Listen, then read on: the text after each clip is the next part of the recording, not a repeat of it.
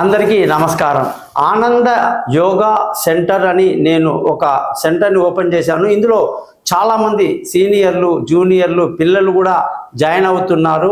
ఇది ఒక చక్కటి ఆరోగ్యం కొరకు, జీవితాన్ని ఆనందమయం చేసుకోవడానికి కోసం ఈ యోగా సెంటర్ స్టార్ట్ చేయడం జరిగింది.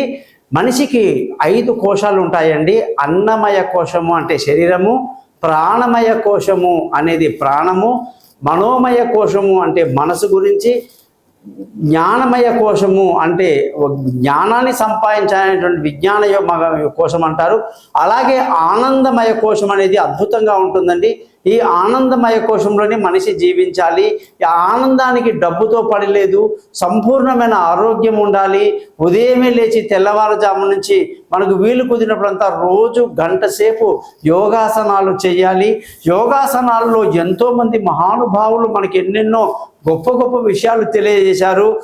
అయ్యంగార్ అని చెప్పి ఒక అద్భుతమైన యోగా మాస్టరే కాదు, ఈరోజు రామ్దేవ్ బాబా లాంటి మహానుభావులు కావచ్చు, ఎంతోమంది యోగా మాస్టర్లు ఉన్నారండి. మీరు యోగా గురించి యూట్యూబ్లో చెప్పగానే మీకు ఎంతోమంది మాస్టర్లు, సీనియర్లు ఇండియాలో ఉన్న వాళ్ళు వస్తారు.